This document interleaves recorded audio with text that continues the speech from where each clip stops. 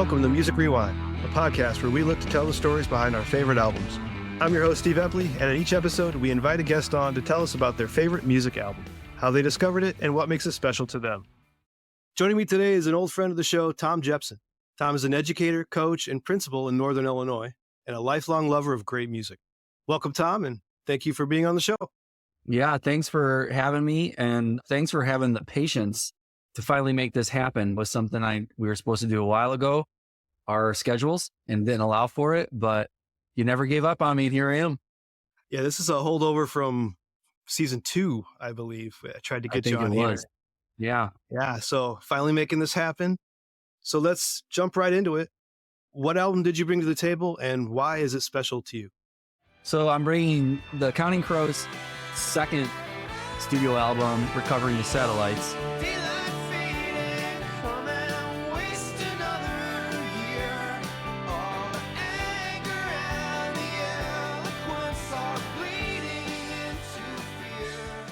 And the backstory here of why this album is a lot of backstory about the Music Rewind podcast. I didn't even know it was a thing. Okay. Danny Prokop and Michael Borowski brought the podcast to my attention, introduced me to it, let me know that they had been guests, and said, it's Steve's podcast. You got to check this thing out. So we've been guests and you should be a guest. And I said, what do I do? And what do you talk about? And they said, you basically talk about your favorite album or what you think is the best album ever or something like that. And I said, that's a really good question. I've never tried to single one out. And so I started going through all of my favorite albums. And I'm also an album nerd. I enjoy and have more respect for a solid album than I do a mixture of cherry pick songs over a course of a couple of albums or like a band or musician's career. Right. I certainly have an affinity for a work of art that is an album. There's something about it that's a little bit more special to me. Now, don't get me wrong. I'm a big Beatles fan, and Hey Jude doesn't appear on any of the LPs. I don't like Hey Jude any less because it wasn't on one of the LPs. But when there's a musician or an artist that has produced the work of art that is an album, it holds a little bit more of a special place with me. So I started going through Beatles albums, number one. And then I started going through Led Zeppelin, U2 Joshua Tree, Tom Petty Wildflowers. I'm a big Pearl Jam fan. I thought about 10 Versus, Vicology, Smashing Pumpkins, thought about Melancholy, Infinite Sadness. I see that you have the airplane flies high, turns left behind you. Loved that box set. Yeah. I thought about Melancholy, and I thought about Arcade Fire, The Suburbs, and I thought about Death Cab for Cutie, Transatlanticism. Oh, which I saw that tour, the 20th reunion tour, and it was incredible. I thought about Wilco and Yankee Hotel Foxtrot, and even Ghost is Born is one of my favorite albums. Maybe I might like that one better than Yankee Hotel Foxtrot. So all of these, I could keep going with all these albums. My top 5 turned into top 10 to 15 to 20 to 25. And the one thing that I kept coming back to is one time or another, those albums that I just listed were my favorite album at one time. This is my favorite album of my life right now at this time. I'm loving this more than anything. But one thing was also true. It ebbed and it flowed. At one time, I got worn out on it and stepped away from it. And just was my preference for music genre, or, as that, ebbed and flowed like in my life, or kind of changed and wavered. Those albums fell out of favor with me, and then back into favor, and then out of favor again. But Recovering the Satellites has been the one album that I think I've consistently held at the highest esteem overall in my lifetime. I've never found myself being worn out on it. And as we talk about the tracks, and as I've thought about what we might talk about in prepping for this show, it's, I think, all of the different things that we hear musically and lyrically in this album, all of the things that I seem to love about music are here. That's fascinating, because you rattled off some obvious classics, the ones that people will gravitate to just on the posing of the question, what's an album that is the top of your list? And whether it's the Beatles or Zeppelin or Pumpkins or any of those. And even if someone did say Counting Crows, most people might say August and Everything After, not necessarily Recovering the Satellite. So I am really fascinated to hear your reasons behind it and all that goes into this. And also, Counting Crows is not my favorite band. I really like them. But if I had to start making a list of like favorite bands, they might not be in my top 10. There was this really small window where they made music that I really took to, and it came and went. But this album, like I mentioned, so many other good albums that are classics, that are many people's favorite album of all time. And I'm sure they'd argue with you long into the night about why it's the best album ever made. And I think all of those albums have a legitimate argument for being like some of the best albums ever made. I don't know that many people would argue Recovering the Satellites is one of the best albums ever made, but that's what's awesome about your show is it's why it's awesome for me, and why it is the standout album for me, and why it maybe took me like 2 years to finally do this show and maybe have enough of the reasoning behind it. To help you be a little bit more confident in this decision, I'll say that I've had a huge kind of unexpected outpouring of, oh my God, I love that album, when I just posted briefly on social media that, hey, I'm doing some research for an upcoming recording. And I was surprised because I'll do that often. If I got another recording coming up, I'll just say, hey, I'm doing this one. But I was not expecting so many people to message me and, say, I learned Goodnight Elizabeth, first song ever on guitar. We listened to this daily at our house, all kinds of little comments that were pretty fascinating. It's a lot more popular than I thought it was. In talking to Danny and Michael, and I mentioned with you earlier, another friend of mine, Joe, leading up to this, they're not huge Counting Crows fans, but they were like, oh no, respect. That's a good album. I remember that album. Yeah, that's a good one. I'm surprised. I didn't realize that you thought of it that way. And I was like, yeah, I always have. It's just been one that has always been not very far off of the rotation. You and I grew up with the 6-disc changers. Remember, like the 5-disc, 6-disc changers? And you'd put, okay, I got 5 in here now, and you'd put it on shuffle or whatever, and then you'd swap out 1 or 2, and you'd leave in 2 or 3, and then you'd swap out another 1 or 2. This was one of those I felt was in my 5 or 6-disc CD changer for 2 years. I just never grew tired of it in that time period there.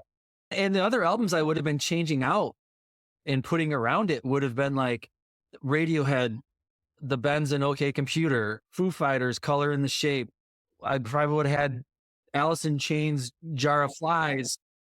Those are the other REM. I remember REM had a really good New Adventures in Hi-Fi. I remember did a long tour in my 5-disc or 6-disc changer, whatever it was, down in my bedroom there. But I think Crows Recovering the Satellites wins the crown for the longest consecutive staying in my 5-disc changer. I would have been putting in Pearl Jam, Yield in there, and maybe some Ben Harper, with those big giant guitar sounds. Rage Against the Machine, I probably would have had in there. Right next to it, I probably would have had Rage. But nope, Counting Crows is staying. I don't know why. I think we're going to talk about why. And I think I've realized it now, looking back. Why was it able to hang with all those different varieties of music for that 18 to 24 month span? Tell me, how did you discover this album? I loved August and Everything After. That was such a popular and chart-topping album, and it was lots of radio play. What I do when I listen to your podcast, I listen to the Nirvana Nevermind episode that you and Danny Prokop did, and you guys talked a lot about MTV, and you talked a lot about our limitations with our radio stations, grew up, and how we counted on MTV and Alternative Nation in 120 minutes, and our little local radio stations that we might get some top 40 play on. And I think with August and Everything After, there was lots of MTV play, and there was lots of top 40 radio play with some of those singles. And then I remember my mom liked those songs that were on the radio, and she bought the album. And I remember playing that in my mom and dad's stereo, or them playing it. And then like it's Saturday and we're doing some spring cleaning and August and everything after is on, but the whole album is playing because we're doing chores and doing this or whatever. And then realizing there was much more to that album than Mr. Jones and Rain King and those singles that we were familiar with from the Top 40 radio on MTV, and being like, I really like this band. They're more than just a couple of radio songs. I like this. I like everything that they're doing here, or a lot of what they're doing. And then I remember watching MTV and seeing the video for Angels of the Silences. And it's a really rockin' song. And then being surprised, whoa, this is that band that August and everything after. That's more of a mellow overall vibe, like deep lyrics and serious. And then here's this rockin' song out of the gates, huge guitars and drums. And I'm like, wow, this Counting Crows coming out with a new album. Sounds like it might be a rockin' album. I'm looking forward to this. And I think I remember getting it, if not on the day it was released, at the old Peru Mall, at the Disc Jockey or Music Land, wherever I would have gone. I got it pretty close to the day it came out. And I ended up immediate first listen, fall in love. So that's how I became a Counting Crows fan. It was that top 40. Yeah, I like those songs. Mom was like, oh yeah, I like that song. This is that album, right? Yeah, I'm going to buy this CD. And then putting it on and letting it run through and noticing there was more to it than just the singles and liking those other songs. I'll be honest, this was the first time I listened all the way through this one. August and everything after, many times. Everyone has that album. But this one, I had never actually sat and listened to it. I knew Long December, that was unavoidable. That was just as widespread as Mr. Jones was. And then Daylight Fading to a certain extent as well. Great songs, but those were really all I knew from the album. And I mentioned in a previous episode where I was talking Deftones with the band Black Note Graffiti, how that sound brought me back to the 2000s. And it was just the sound of the Deftones that really like almost a comfort thing. And then listening to this sound immediately takes you back to the 90s. It is such a perfect representative of the mellow rock alternative sound of that time. And it just fit perfect. It did take a few listens for me to get it. It wasn't a first time through revolutionary for me. Some songs I really liked right off the bat, some, which we'll get into the tracks, but some definitely took a few listens for me to appreciate the atmosphere they were going for. And also the production behind it. The more I listen to it, the more I appreciate all the little things in the background of this, almost like a Radiohead style album. Mm-hmm. There's a lot of layers. Yes. It's not boring. Like even like listening to it, like in the last couple of weeks, a few extra times, I even noticed a few things, or at least it stuck out to me a little bit more than the last time I had listened to it. So yeah, there's a lot going on, which I don't know if I should say that I like when a lot's going on, because I'm also the same guy that just loves somebody with an acoustic guitar and just their voice and maybe a harmonica. I have been on a Noah Kahan and Zach Bryan kick. I probably listened to those two albums the most in the last 4 months, and they're stripped down. Like that Zach Bryan album is about as stripped down as on some of those songs. One of them is literally like him outside and you can hear like the frogs in the pond. Like he records it outside and it's literally just him and his guitar. And it's awesome. I love that. But then here I'm talking about how much I love all these layers and the complexity of it. But this album's got a little bit of all that depending on the track. Yeah, it does. It does have that. And then you got other ones with full strings. And there are songs that have orchestra and string. You got the Hammond organ going on in there. There's a lot it's not that it's noisy. It's done well. It's layered well and done with grace. I think I'd say with a little bit of delicacy. And I think that was the atmosphere they were going for. So walk me through how you listened to the album. I read they recorded this in like a mansion in LA, like in the hills. They rented like there was a big house that was frequently rented for recording. Must have had certain things about the rooms acoustically that musicians must have appreciated or something. So they ended up renting this house and staying there the entire time that they were recording and getting some of that good sound that they were going for. And I'm sure just being there like 24/7 led to some of this layered and multiple sounds and complementary sounds and everything else. They maybe didn't record everything live, everybody in the same room at the same time, but they were all completely immersed in it. They were there for quite a while, hunkered down, and it ends up being a really cool thing as a result. And Counting Crows has quite a few members of the band. If you see them live in concert, you're usually seeing 3, 4, 5 guys in a band. There's 8. Like there's a lot of musicians contributing, a lot of different sounds. So I think for a long time that these guys like know where to put their sound, like where to insert their instrument and how to insert it so that it works well with everything else that's going on. And I think this album is full of examples. Walk me through how you listen to the album. I'm a straight through guy. I start out with Catapult.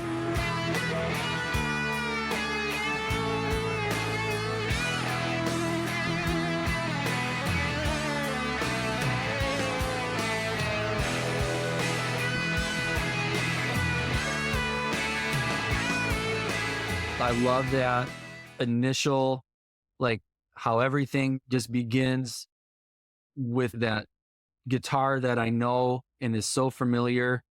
And one thing about the album that I have always liked right away that I think was a turnoff maybe to some people was the intensity or the passion or emotion that Adam Duritz sings with in a lot of these songs. He doesn't leave anything like behind. He's like bringing everything he's got, like emotionally, he wants you to feel some of those lyrics. And I remember reading some reviews back in the old actual paper magazine days, like Rolling Stone. I want to say I remember Rolling Stone giving it like a 4 out of 5. And that's a pretty good rating, Stone review. And I remember the writer being complimentary of Adam Duritz, but also saying it was, hey man, he said something along the lines of, hey man, we get it.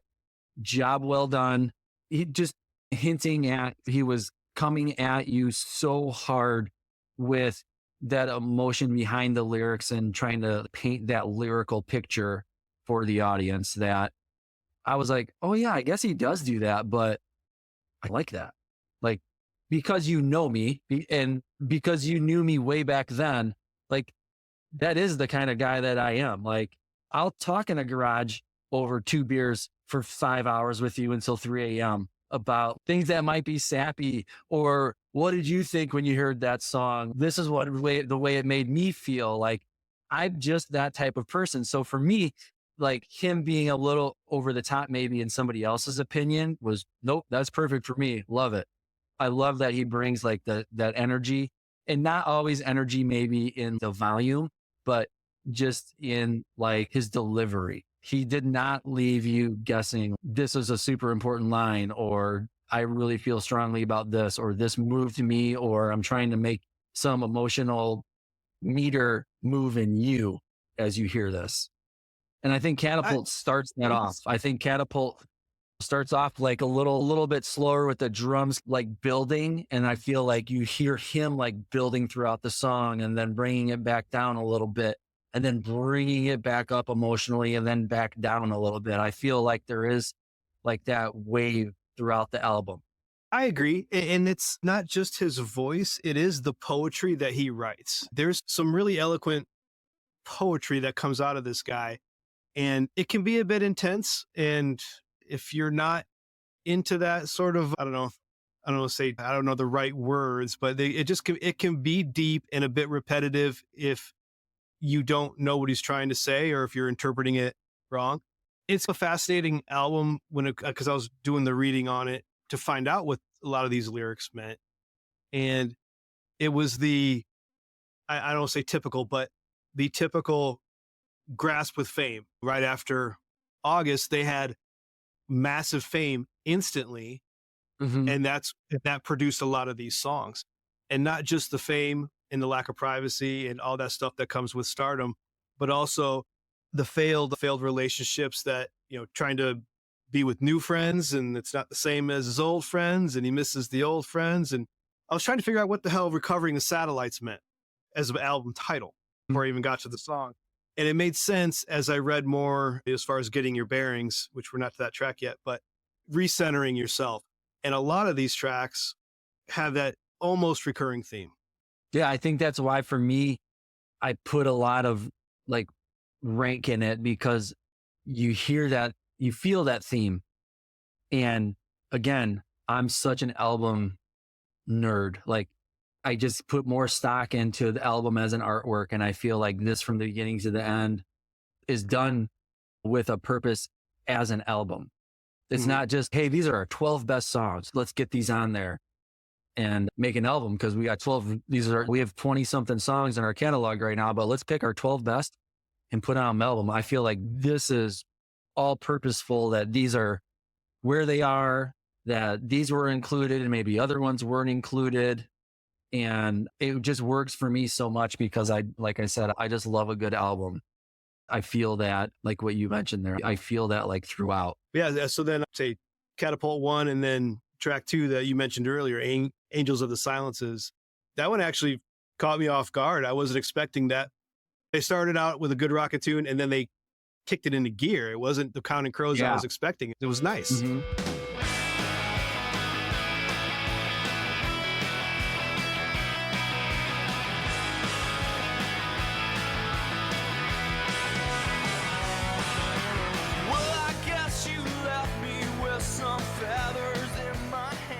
I like it. So this was the first single and the first song that I had heard off it. And this was released before the entire album came out. So this was the one I knew.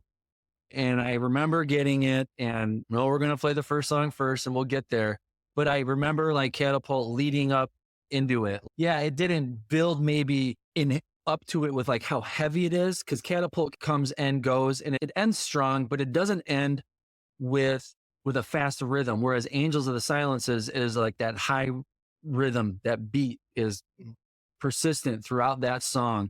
And it's a high energy song, and just blazing guitars is, I think, the only way to describe it. They come out of the gates just blazing, and they almost don't stop. And you've got several different guitar players doing several different things, and it's interesting. And then Adam Duritz's emotionally and high energy, really bringing it with awesome lyrics. And that's a great rock song. And I love many different kinds of music, but I would say that if I had to pick one, like rock is my favorite type of music. And to me, this is the most rockin' song on this album. And it's a very easy listen for me, and one I always really enjoy. And I'm never tired of this song after all this time. I don't even want to do the math. 30 years, almost 30 years, coming up on 30 years. Oh my gosh. Yeah. And then the next track, Daylight Fading, now that I think about this with like hindsight being 2020, I always liked this song. I love that, like that guitar riff that you hear throughout the song that it opens with and it keeps coming back to. And that kind of country riff there. Yes.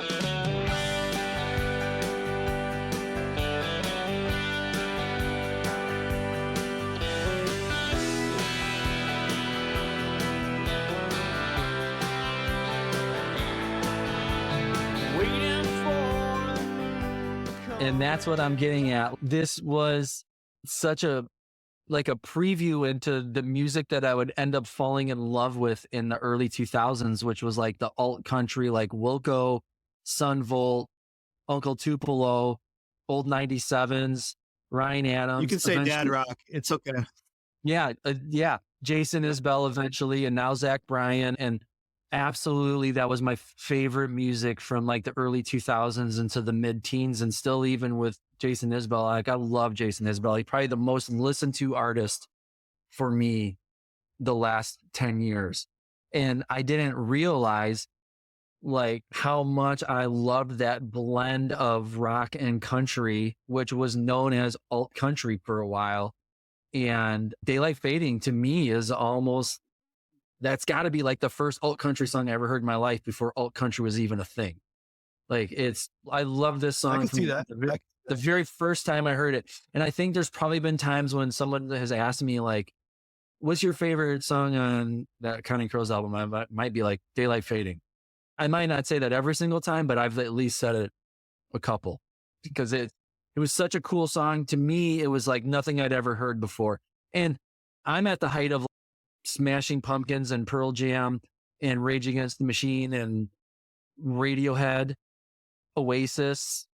Like, I'm not enjoying country music or even rock/country music at this time in my life. This is 1990 and then into 1997. Like, I'm not listening to anything like it at this time. But this song has always been a song that I've really enjoyed, and that's country vibe. I love it. I love that guitar sound. It's so different than anything that I was listening to at that time. And I think that speaks to like how much I truly enjoyed this album and how different it was from all the other stuff that I was drawn to at that time. I was Doc Martens and flannels and band t-shirts for years. But here I am, like really enjoying this like country sounding, this rock/country song in Daylight Fading. And I think Adams does a great job vocally too. I think is about maybe the best his voice sounds on this album. Some of the other songs have big music, or his voice it's maybe a song that's more about the lyrics. But this, I feel like the balance between his voice and the music on this song might be the best balance on the album. Okay. Yeah, it's a great track. It's still one of my 3 takeaway tracks that I pull away from each album I do. And it's definitely a favorite of mine off the album.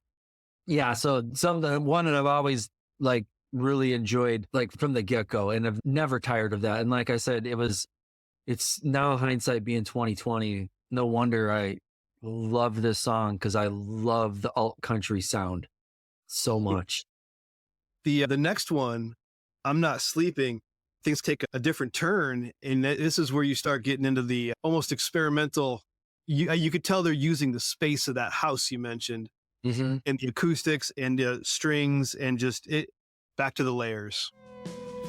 She comes to me, she shuts my eyes, she brings me home, but I'm not sleeping anymore.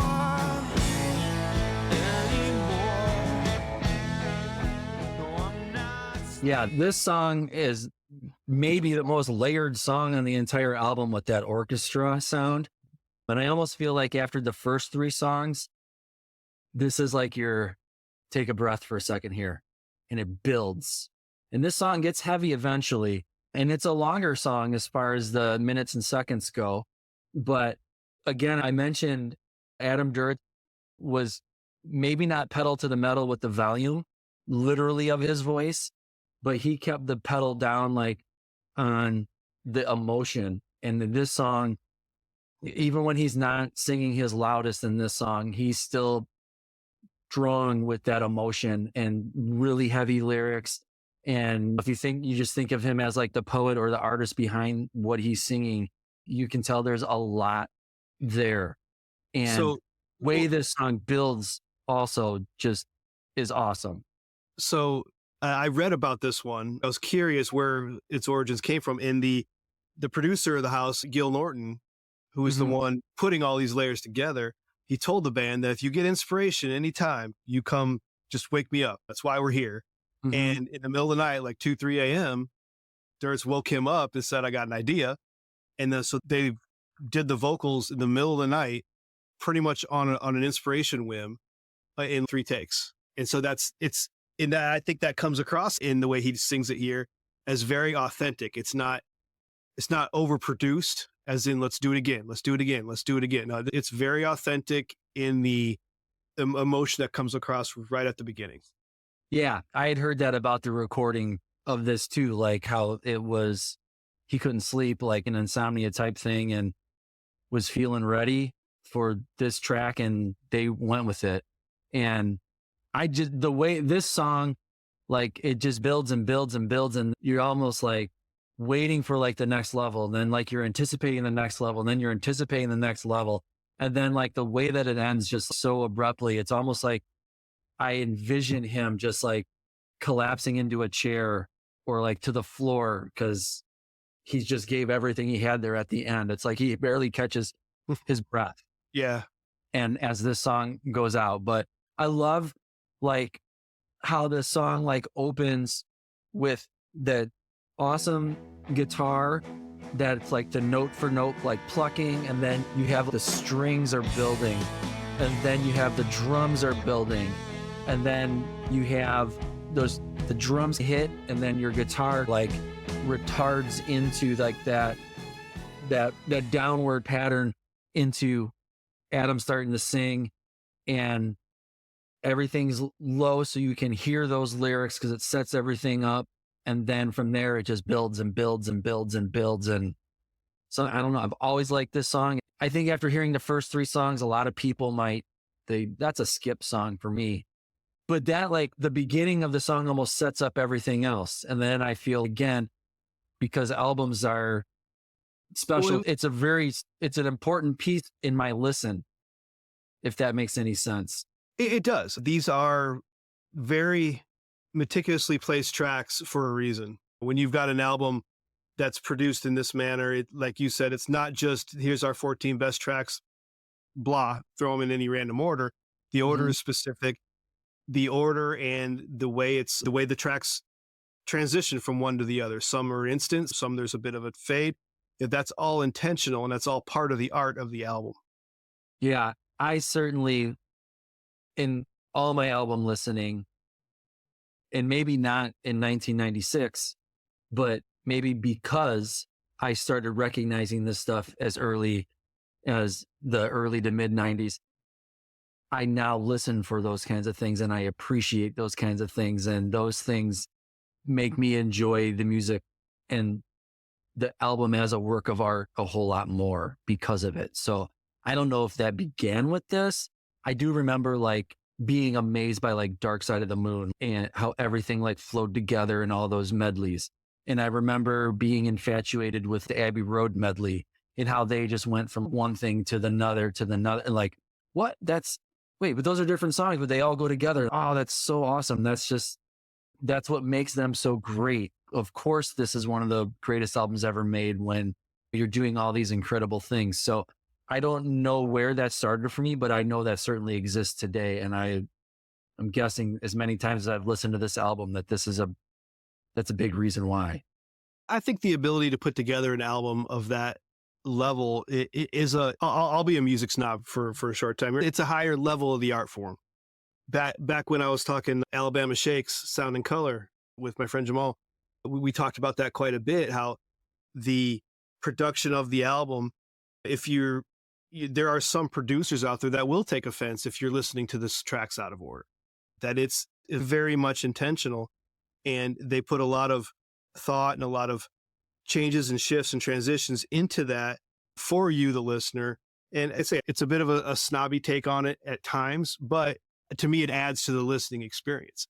And me, the same as you, I started to appreciate it based off those classic rock albums, the Pink Floyd, the Beatles, and Zeppelin. You hear those, there's certain songs that I can't hear without automatically hearing that next transition track. Totally it's embedded in my memory, and that's intentional. Yeah, this album definitely does that for me. Yeah, I'm like almost hearing the next song before the end of the one I'm currently listening to. Yeah, I know, like from listening to some previous podcasts and talking with Michael and Danny, like prepping for the show, like you talk about like highlights of your albums, and sometimes people will say, sometimes this is a skip track for me. And I remember thinking, like, I bet some people would consider I'm Not Sleeping a skip track after that first minute. It's just a very different feel than the first 3 songs that maybe you like. You like that sound. That sound is very different. And then here comes this song with these strings and orchestras, and it's just a very different tempo. And you might not wait around long enough to hear it build and then turn into this powerful setup for the next song and maybe the rest of the album. So it's definitely one that took, like I said earlier, that a couple listens for me to appreciate, because it is jarring. It's right after 3 kind of bangers, and then it's a complete left turn. Mm-hmm. But then leading into track 5, Goodnight Elizabeth, this is one of my favorite songs on the album. Good night, Elizabeth. Good night, Elizabeth. Good night.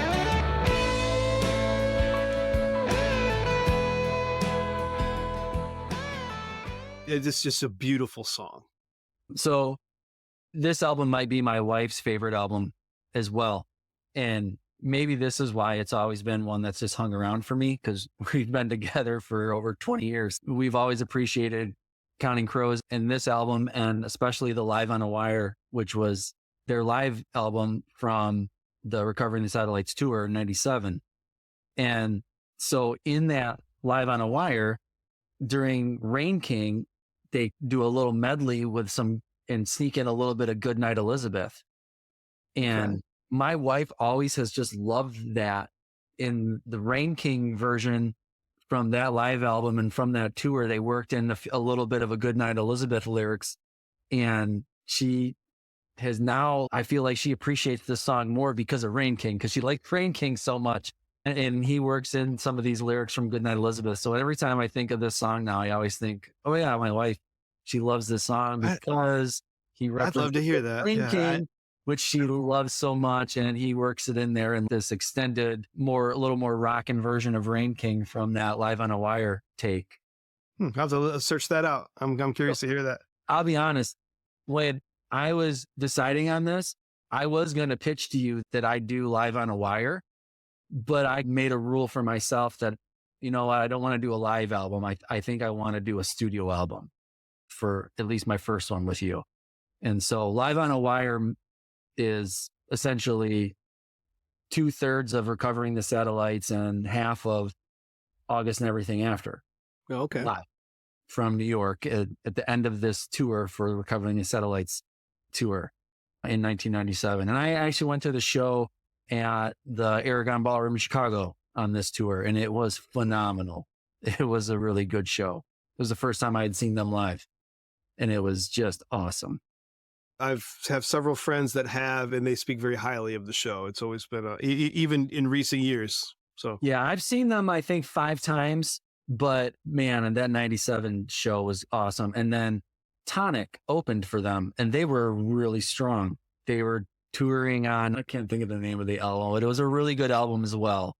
Their big hit song was If You Could Only See. Yeah, I remember Tonic. That's the only thing I know from them, though. I can't remember the name of the album right now, but I remember that was an album I listened to quite a bit back then. So it was almost like I got like a 2-for-1 there, because I probably would have gone to see Tonic as a headliner back in 1997. So I got to see them open the Aragon in Chicago, and it was just an awesome show, just a really good show.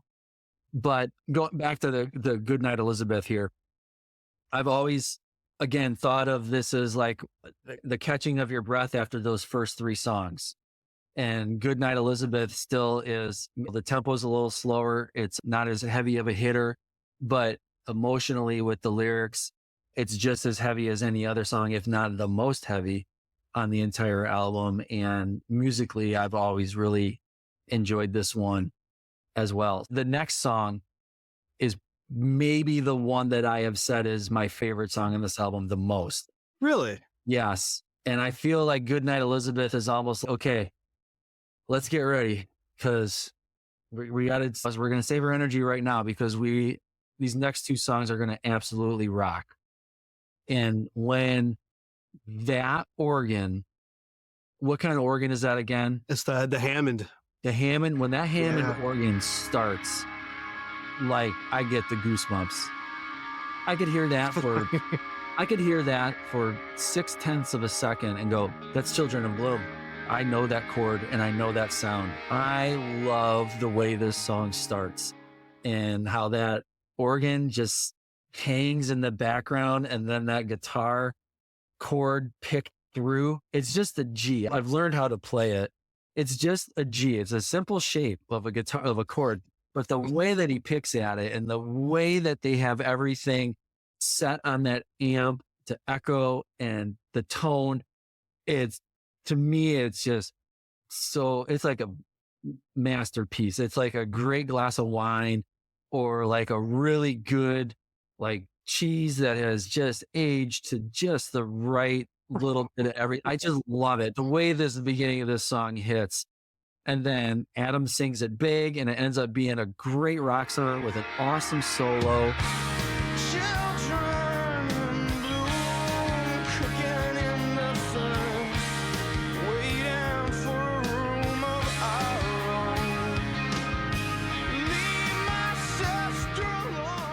This song to me, I almost feel like, yeah, I really liked August and Everything After. Of course, everybody likes that album. It's very popular. And then you hear Angels of the Silences and Daylight Fading, and you're like, oh yeah, those are really good songs too. But then I'm like, wait a minute, this isn't even a single. This is what you would call like a deep cut. And I love it, maybe even more than the other ones. I am a huge fan of this band. This is great music. This song just smack dab in the middle of this album like this. And maybe my favorite part of the entire album, the intro is amazing, but there's something about halfway through the song where there's like a middle 8 and there's this little with the guitar and then the drums come in and he says, and the line is, where's the fun house this year? Right here. Where's the fun house this year? The fairgrounds deserted and all the skies don't see. The fairgrounds deserted. That when he hits that little with the guitar, I don't know what it is about that ever. I'm like, every time I'm like, yeah, I love that. You're ready to go. That's to me, that's just rock and roll. Like I got this electric guitar into this stack of cabinet speakers and it's full of power and I'm just going to touch it and this big sound is going to come out from it. And then it goes dead silent and then bam, it explodes and everything comes out. The drums, the bass, Adam singing, and the bass line in this song. This is the song that's got that awesome bass line. There's even a little bit of a bass solo where they pull all the guitars out and it's not completely by itself. You still have a little bit of the organ and stuff in the background, but the bass just like rolls through the song like almost there's like a bass riff. It's awesome. The bass in this song is awesome. And maybe that's what I like so much about it. There's those layers again. The bass is being more complex than just playing those filling sounds for the other guitars. It takes a lead a little bit in this song. And I don't know. I don't know if I just love the complexity. I've never tired of it, but this is one of those songs I never remember being like, I don't know. This song's on. I've heard it enough. I've always loved this song. You make me want to go back and listen to highlighted things that I didn't hear. And now I'm curious to go back and revisit. Oh, you got to go back and focus on the bass. Make a note. Listen for the bass guitar in Children in Bloom. And if you listen to the live album too, like I love the live version of this song too. It's really good. This song here is a highlight for me for this album. For sure. Always has been. And then the next one would be, Have You Seen Me Lately? And this is a super high tempo, like from the beginning.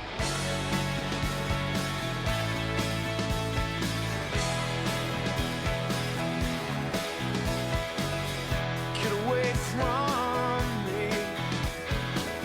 Just get away from me. This isn't gonna be. On that Live from a Wire album, it's a double disc actually. One disc is a show from Hammerstein Ballroom, full band electric rock show. But the other is the songs from their VH1 Storytellers that they did. Oh, And they did the Storytellers? They did. And it's almost like an unplugged because it's different.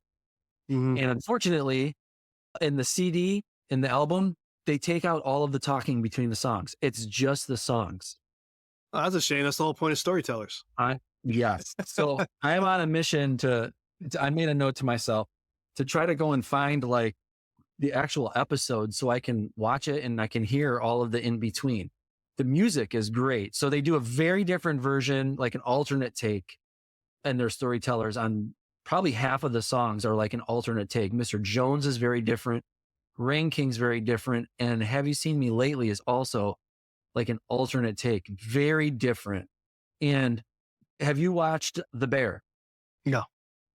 Okay, so The Bear, what show I'm talking about, it's about beef stand in Chicago. They use both versions of Have You Seen Me Lately in one of their episodes. Interesting.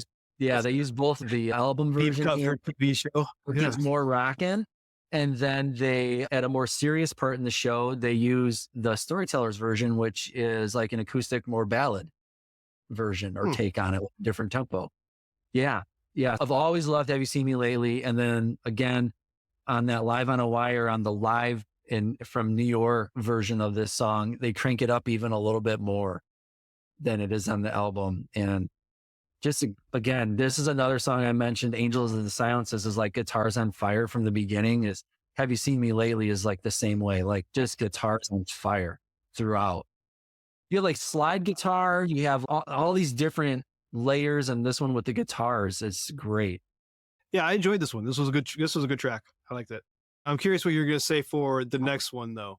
So here's, you need a break now. All right. So we're doing high intensity interval training here, or high intensity interval listening. Miller's angels in black and white. Welcome everyone in. Children dreaming of wrong and right. Miller's Angels is piano based. Just add him in a piano there for a little while. And there's lots of still really cool sounds. It's not just Adam and the piano the entire song. The guitars come in and they complement things really well. You have some really cool guitar riffs that come and go. And this one to me is more like a musical poem. It's a very serious song, and it's not down tempo the entire time. It picks up a little bit. But to me, this is a song that could have been on August and Everything After, which was an album I really enjoyed. I feel like it has some of that vibe from the first album a little bit. It would fit right in there with some of those deeper tracks, I can see that. like Anna Begins, and some of those slower, those more serious tunes in the middle that they're not radio friendly. They are what the Counting Crows are and what Adam Duritz is. Yeah, this one really brings the album to a halt on momentum for sure. It's after the previous two very high paced tracks. This one just comes right back down to a crawl. Mm-hmm. It's very Dire Straits to me. I heard a lot of that in there, and I appreciate that. Probably 3 or 4 minutes longer than I would have wanted this track. Especially for somebody who's not a big fan. Like, that end had to be tough for you. The repeated "Leave Me Alone." And there's where Adam is laying it on you. He's really listened to me. I'm a tortured soul here. There's a lot going on in this heart. And he's really trying to portray that and being the tortured artist. And I don't know, it's always been okay with me, because to me, that's when I'm listening to Counting Crows. I expect that somber and seriousness from time to time. And this is one that just took me several listens to finally force myself to be like, okay, I get what they're doing. I get it. Yeah, I've always liked it. But like you said, it's such a change of pace. I don't know if I would probably never go and be like, oh, you know what I'm going to listen to right now? It's like just hopping into my car. Miller's Angels. No, I might hop in my car and be like, I want to listen to Have You Seen Me Lately, man. That'd be a good one to start this drive off with. I'd probably never do that with Miller's Angels, but when it's part of the art that is the album, it's got its place, and I like it. I like it where it's at. I like it as part of it. And then the next track is a slower paced and more serious and heavy idea again.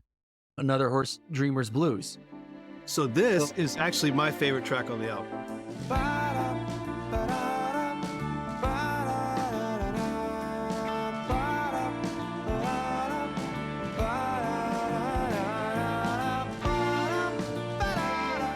So this one is a cool song. So I mentioned like how Daylight Fading was almost a precursor. I didn't even realize I was going to end up enjoying alt country so much. And I didn't think I'd ever enjoy music like Jason Isbell makes back in 1995, 1996, when I was like all about rock and roll. I've come to love that storyteller. And here this is the first song that I can probably think of that, or maybe I realized like coming out like in my generation, that is a song that's not so much about the person that's writing it. They're writing it about somebody else, and maybe not even somebody that they know, but a character they fictitiously have come up with to tell a story. And I think probably the first song I ever heard in my life that made me realize, oh, this isn't about the person that wrote it, and it might not even be about somebody that they know, was Eleanor Rigby. I don't think Paul McCartney knew anybody named Eleanor Rigby or wrote that song about anybody that he actually knew. I think he had this cool idea of a story to tell to some really cool sounds, and it became a song. I often think of the artist, the lyricist writing songs that are like biographical about people they know, or autobiographical, probably 9 times out of 10. Where with Another Horse Dreamer's Blues, he's talking about a female. So I know it's not him he's talking about. And I don't think, I've never heard that he's written this about any particular person. And I just feel like it's a great story. Here's a tortured soul that may be having some issues with gambling, and this is their vice, and maybe gambling not literally, but using that as a figurative parallel metaphor. Yes. So this is always a very interesting song to me. I probably listened to it back when I was 18 or 19 years old. I probably listened to it 10, 20 times without ever being like, wait a minute, what did he just say? And go back, what's he talking about? And then being like, all right, there's way more to this than just this cool like organ sound and this nice little like there's more to this than just that. And this song has always stuck out to me that way. As this is a story about somebody else. I remember Jason Isbell talking about some of his songs that I really enjoy and how he doesn't mind not making the song about himself. And sometimes he even, it might be something that like I started off with that's like a struggle for me, but then it turns into this character that hypothetically could have a smidge of the struggle that I have, but then just goes off in this whole other thing. And I'm like, I don't know why, but I remember thinking when I heard Jason Isbell talk about that in an interview, I remember thinking like, yeah, like Counting Crows, Horse Dreamers Blues. Like that's totally not Adam Duritz. He's not writing that about himself or probably anybody that he knows. He just made a great story and put it to an awesome musical track that he had. And so I've always really liked this one as well. Yeah, musically it is my draw to it. You mentioned earlier the da-da. I just love that bluesy approach to it, and it's a nice shift again on the album. Another type of music that you're not expecting.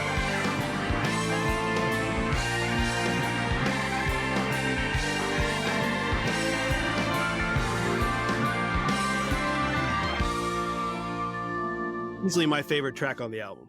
Yeah. Wow. If I would have had to guess, I wouldn't have guessed that one. I would have guessed more of the rockin' ones like Children in Bloom or Have You Seen Me Lately or Angels of the Silences. Just knowing how much you like rock music, I would have guessed that one. So awesome. I'm surprised pleasantly. Yeah. The Horse Dreamers Blues, it was just a great track, and it's easily my favorite takeaway from this one. Yeah, this is another one that builds a little bit. It comes back down before it ends, but it does build and get a little stronger with the drums, and the guitars get a little heavier. And it's got just all of those different aspects that I think makes sense that I enjoy it because I like so many different kinds of music, and there's so many different kinds of sounds and tempos within this one track, just as there is in this entire album.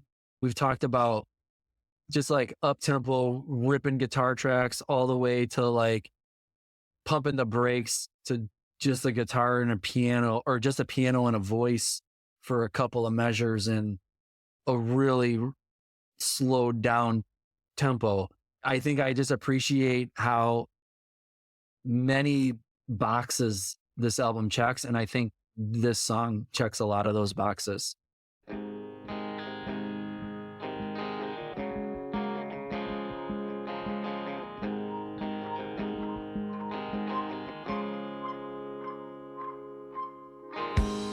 Gonna get back to basics. As we're getting to the home stretch of the full album here, though, I'm just looking at what we got left, and there's no two similar songs anymore. Whereas earlier we had 2 rockin' ones together, you had a couple of breathers. Each track that's remaining is really unique to the ones that are on the left and right of it. Yeah, I love the up tempo of Monkey, but I consider this more of a piano track than a guitar driven track. All dressed up, no place to go. Hey monkey, when you gonna show your face around me? I know all the wrongs and rights, and I just want. And I like the uniqueness of it. And one thing is always stuck out to me from the moment I heard it for the very first time. Got Ben Folds on my radio. I don't know why, but when I heard that for the very first time, it made Adam Duritz just seem more human to me. Made him seem more like a guy that I might know. Because I might have Ben Folds on my radio. Got nowhere but home to go. Got Ben Folds on my radio right now. And I'm in trouble for the things I need. Hey, monkey, don't you wanna be needed? That is a very 17-year-old way to look at it. I like it.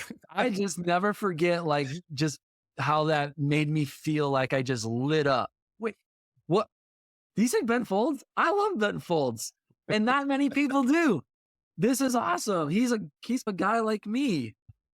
To this day, like when I hear this song, that line jumps out at me. I said that my wife also loves this album. This is a song that always makes me think of her too, because my wife, I think, is absolutely gorgeous, and her blue eyes are the best. And so this talks about Monkey opening up the blue eyes, and I always feel like I'm singing that to her. So this is also a sentimental track for me. I love the tempo. I love the extra piano. I'm a guitar guy, but I really like some good piano songs, and this is a good one. And it's full of these lyrics that I really enjoy. And as far as the other more piano heavy tracks go, this one is lighter on the topic. It's not as heavy as all the other ones. It's just about, It's apparently about a failed relationship with either Courtney Cox or Jennifer Aniston. yeah, I've always thought about this one being the Courtney Cox song. Yeah. And I've always thought about Have You Seen Me Lately being the Jennifer Aniston one because of the green eyes. That would make sense, I guess. If those were the eye colors, I couldn't tell you. But I think they were. the ability of Adam Duritz to date in this time was pretty fascinating. He was bartending at the Viper Room. Like he was like living the absolute dream life of 1996. Unbelievable. He dated both leads on Friends, the two most beautiful ladies maybe in the world at that time. And Well, didn't he date Winona Ryder for a while too? probably he was like a cool rock and roll artist, man, and a sentimental guy. Yeah. You got to get past the dreads. Have you seen a picture of him today? I have not. He has cut them off. He is almost unrecognizable. Really? Yeah. Like donate them probably? Or I don't know. No, I just saw him. Kind of a signature look for decades. It was, but yeah, he has cut the dreads off and has a shorter haircut now and no facial hair. Yeah. So I actually saw an interview. I was just YouTubing some stuff in the last few weeks about the album, and there was one of the interviews was at what Adam Duritz explains like his favorite song and why. And so I clicked on it, and it was within like the last year or two, it was recorded, and it's him with the newer haircut. But he actually says it's Long December. It's a song that I just have never grown tired of. I've never not wanted to play it. So he goes, I'm not like I dislike other songs more than that one or whatever, but it's just been such an easy song for me to play and listen to. And I've never grown tired of it. I've always liked Long December. It's the marriage of piano and his voice is very well done. It's not rushed at all. Not that it's slow. It's perfectly paced. That it's easy to make that mistake on piano. And I'm not a piano player. I'm just an avid listener. But to those chords at the beginning, perfectly paced throughout the entire thing, and then his voice on there, it just makes for a beautiful song. And it's just one that it will stand the test of time for a long time.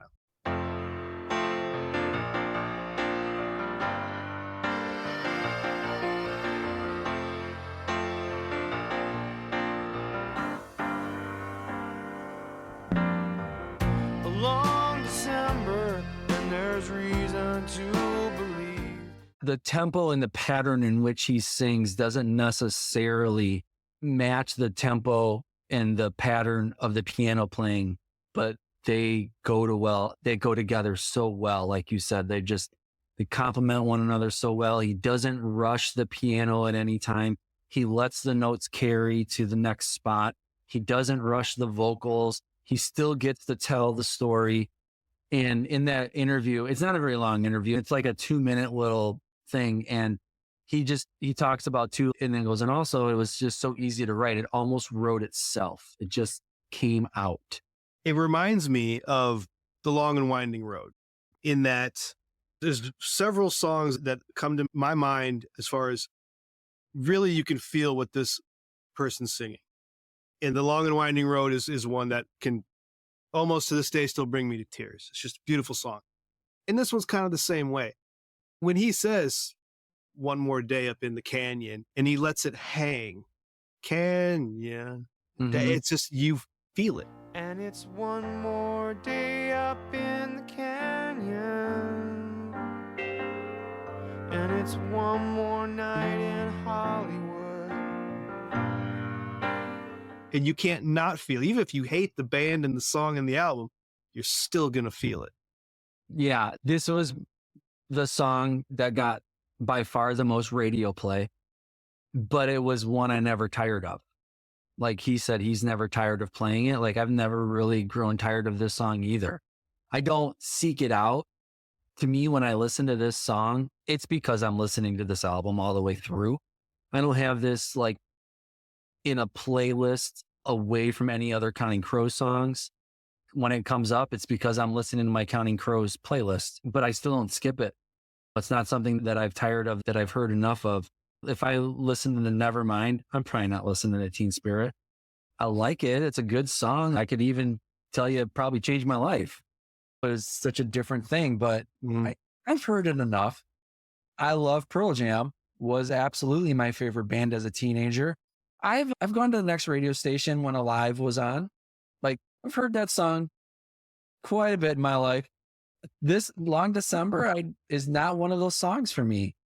I just let it go. Every time it comes up, I'm like, I'm going to listen to this one all the way through. And when I listened to that interview with him, it made a lot of sense. Like he's never tired of it. Like I've never tired of it.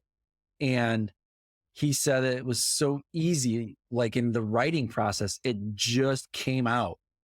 And I feel like what you said makes a lot of sense because this was in no way forced. He didn't force anything. It's that authenticity again. He did not try to force it. There wasn't like a certain lyric he tried to force in here. There wasn't like a certain piano riff or chords or anything like that he tried to force into the make it happen. This song just happened very easily and it was very authentic. And it just as he said, it just came out. And it makes a lot of sense with how you described not rushing the piano and the lyrics and his voice complementing the piano so well. It all makes sense. And maybe that's why I enjoy it so much, is none of it feels forced. It's just natural. Well, that leads into the end of the album, Walkaways, which was not what I was expecting for an album closer at all. That was interesting. No, and how long is the song? 1 minute and 12 seconds? 1 minute and 50 seconds. It's almost 2. Someday I'm gonna stay, but not today. This is one of those songs that I wish was like 4.5 minutes long. Wait, where the third and fourth verses of that's exactly what I was thinking. I was like, where's the rest of it? I want that. This was good. It was good. And I was like, wanted another minute or two. Absolutely. Yes. It is a really good little short song. And if you ever do give that Live on a Wire a listen, they do the encore and then they close with the Walkaways, and it's the same. It's not extended. Sometimes bands I was hoping for something there. Extend thing. I'm sorry to build you up only to let you down. But yeah, I remember thinking, oh, bands are famous for this. They take their 3-minute song and they make it 8 minutes long. And right. Like Pearl Jam did that with like Porch. Like we know Porch on 10 is 4 minutes long, but if you see Pearl Jam live, Porch is 12 minutes long. And it's epic and it's amazing. So I was hoping maybe not for 12 minutes, but maybe for 4 or 5 with the Walkaways. But nope, it is what it is. And it's great. leaves you wanting more. It does leave you wanting more. It does. It does. Yeah. But again, this is completely stripped down. We've been so complimentary of the layers and the complexity with purpose, things being done and placed in certain places for a reason, for our listening pleasure. And this one is just vocals and an acoustic guitar, and it works so well. And again, this is it's a little bit like country western because it's just an acoustic guitar, and you could see somebody in a cowboy hat just singing this song. We talked about Daylight Fading having a little bit of that country feel to it. Then you got the rock with the heavy songs with Angels of the Silences and Have You Seen Me Lately with that fast tempo. And then you have I'm Not Sleeping with the orchestra, all in the same album. And none of it really seems out of place. The one thing that you mentioned felt a little bit out of place was the Miller's Angels, and it's probably the abrupt tempo change. Not that the piano-based song didn't in the album, but it was that abrupt tempo change from the previous two songs and the very almost slamming on the yeah, I agree. Absolutely. It's that sharp left turn, and it's a long left turn. It's jarring, and I think it's supposed to be jarring. Mm-hmm. Yeah, sure. But just the spectrum of sounds and genres and themes that this album touches on, and it doesn't seem like it was forced, and it just seems to work, and I can't really explain why. I just have always enjoyed it. And most importantly, for it being the album that I brought to you for this show, is it's just an album I've never grown tired of. And I think that complexity is a reason why. There's probably been certain songs and maybe even certain areas of the album, the first third, the last third, the middle third, that I've enjoyed more or less at different times. But there's always been something about this album, regardless of the type of music that was resonating with me, that I've always enjoyed. Like I said, if we still were living in the 5-disc changer world, I think this one would still be in there for me. This was a great selection. And the fact that all those genres of music can fit onto that album, even if they were just in a jumbled random order, the talent of the band behind Adam to be able to play this stuff and play it well just speaks to their talent. It speaks to their skill, and only their second album. It's not like, it wasn't like the Beatles where it took, 10 years or whatever. This was their second album. That's impressive. It's quite impressive for a band's second outing in the massively competitive but creative 90s alt-rock landscape. And if we think back to that time and we think about the music that we were into and the music that was so popular at that time, this was very different. This was not the common type of music that we were hearing and that was popular at that time. It was like the alternative to alternative. Right? It was so different. It was certainly not what Pearl Jam was doing, and we were loving that. And it was not what Radiohead was doing, and we were loving that. And it was not what Nirvana had done and what the Foo Fighters were starting to do, and we were loving that. It was so different, but yet I still loved it. And I think it just speaks to how awesome a piece of art as an album this was, because it was so different than all the other stuff that I was into as a 19-year-old. So, Recovering the Satellites made top of your list. What other albums would be on your short list? So I really thought about if I was making it like what I thought was maybe the best album ever. Because at first I thought that's what kind of the mission was. I was thinking Joshua Tree. I think the first 3 songs on the Joshua Tree might be the best 3 songs that ever start an album. I might not have replied to your email then.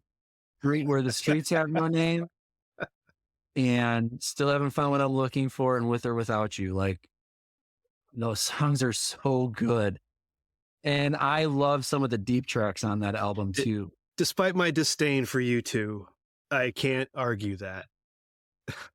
I'm not a huge Yeah. U2 fan either. So I like U2 in a certain window. Like Counting Crows have released several albums over the last 15 years, and they just haven't jived with me. I just haven't. And say you, like you said with U2, the specific era, it's Joshua Tree and Octoon Baby. Ever after that, I just can't do U2. No, I'm pretty much with you. And I like the earlier U2 stuff. I like the early stuff up into the like Joshua Tree. I don't really listen to anything after Joshua Tree. But I can't deny the creative flow on that Joshua Tree, though. It is a good collection of music, and maybe it does deserve my attention to revisit it. It's been a long time, but to me, it's just been tainted by Bono being Bono. Yeah, I know what you mean. Yeah. But that album, oh my gosh, that album. So I thought about maybe that. I thought about Tom Petty Wildflowers. That's a wonderful album. And when I've talked about how much I've loved Pearl Jam and the Seattle sound, and I dressed in my Doc Martens and my flannel shirts for years because of how much I loved all that music and that sound.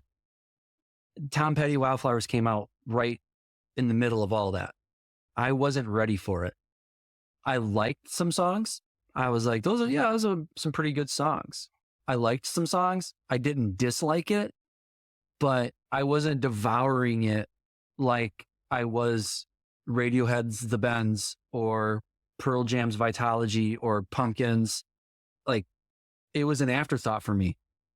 Later, as I think my musical tastes matured, I realized how incredible that album was. And then just a few years ago when he released the Wildflowers and all the rest, I listened to that in its entirety. It took me like days. It's so long. It is so good. That album is so good. And it was an album that I was very much aware of when it came out, but I wasn't really ready for it. Another one for me like always is OK Computer. I wasn't really ready for OK Computer. Yeah. I wanted Radiohead to make The Bends Part 2. And they didn't. They made it OK Computer instead. And I was like, what is this? This is okay. But these guys they're going off in another direction, a la U2. Like they're changing direction. But I wasn't ready for OK Computer. I was into some other stuff. And it was later that somebody was like, dude, your OK Computer is awesome. Like you really, like all this other stuff, you need to listen to that. And I was like, all right, I will. And then now Radiohead took me many years to appreciate. And to his credit, Luke Boris, when he brought the In Rainbows album to the show, helped me along on that path. Petty, though, I love the fact that we were young and able to experience Full Moon Fever, Into the Great Wide Open, Wildflowers, all just Mang. But I was too young to appreciate the background of it and the differences between those three albums. I didn't know about the Heartbreakers. I didn't know about Jeff Lynne. I didn't know about any of these other influences or the fact that Wildflowers was not the Heartbreakers. It wasn't the Heartbreakers, but it was the Heartbreakers. There's just so many different. Yeah, Mike Campbell helps out. Yeah.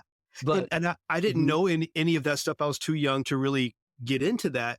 But then those three albums, you listen to them as an adult with more music appreciation behind it. It just adds, we've talked layers, but it adds just more layers of appreciation and just really well-constructed songs, beautiful storytelling, amazing singing and musicianship, but just great albums.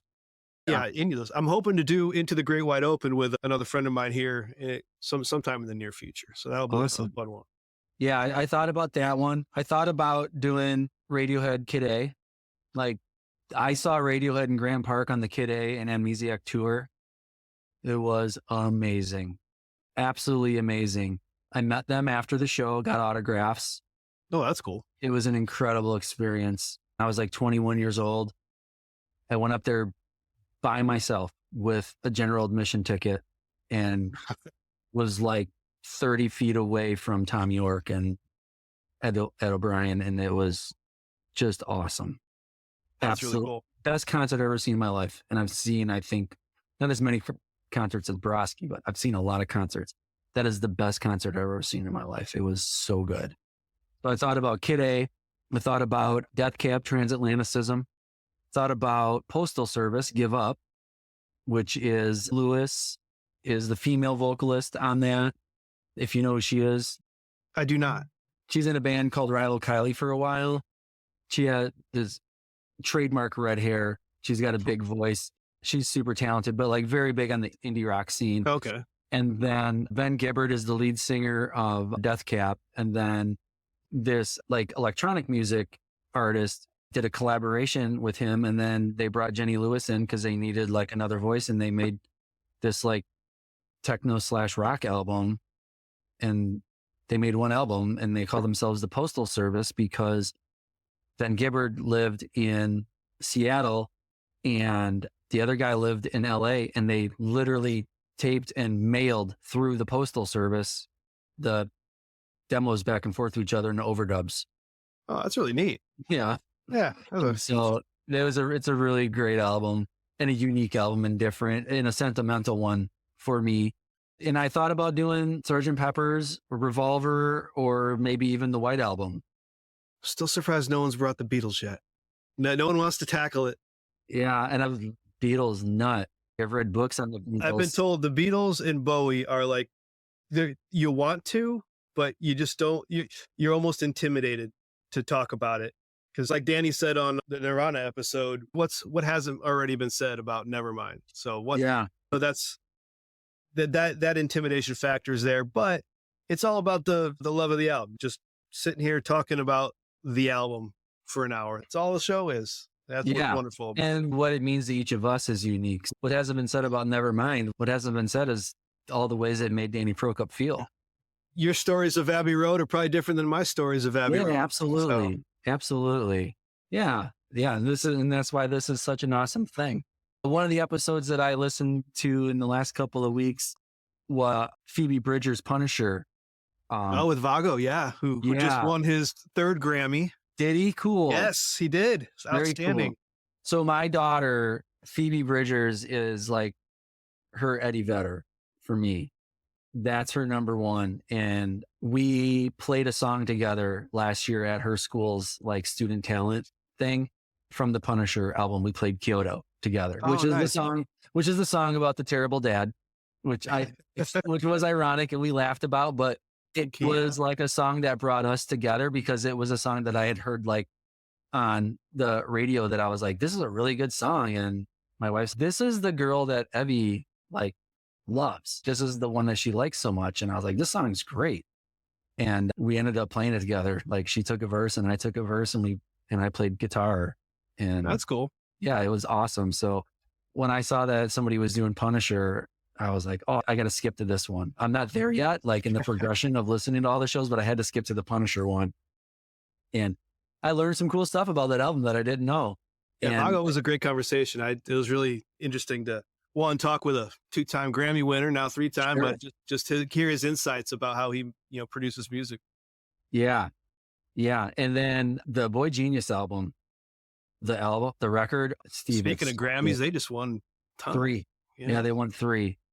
That album is so good. So good. So we brought my daughter and one of her friends, my wife and I brought them up to a concert in Chicago.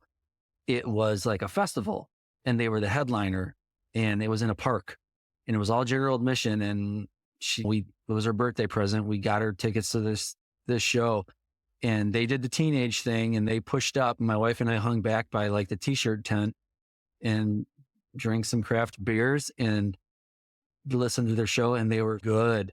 Can I think of Lucy Dacus, Phoebe Bridgers, and I don't know the name. She's the lead guitarist though. She is an incredible guitar player. I don't know. Yeah. Yeah. We're pushing my knowledge limit there. She stands in the middle. Hold on. I got the Google open here. They were a very good show. I was super impressed with them live. It was one of the best shows that I've ever seen. And then there's one thing that I thought of that I told Danny and Michael, wouldn't this be cool? The best album you never heard of. So people would bring the best album that they don't think other people know about? That's similar to my friend Keith's podcast called Abandoned Albums. So I highly recommend you check out that podcast. Abandoned albums. Okay. Great. It's a great show. It does albums that are pretty much exactly that. Uh-huh. And they are deep cuts, albums that you've just probably haven't heard of before from some great bands. And he has a lot of those actual band members on. He did the Broken Homes episode last season. Okay. So if you've listened to the Broken Homes episode of Music Rewind, Broken Homes was the first episode of Abandoned Albums. Cool. So I thought the one that would be for me is easy. It's Buffalo Tom, Big Red Letter Day. Heard of it, but I haven't listened to that. As one of my favorite albums, but nobody else, very few people know that album. I think I only know it because of Mike and Danny. I feel like I turned them onto it. Probably.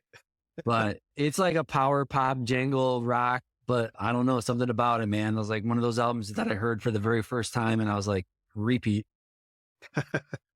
Yeah, really good. Hey, man, this is awesome. Thanks so much for having me.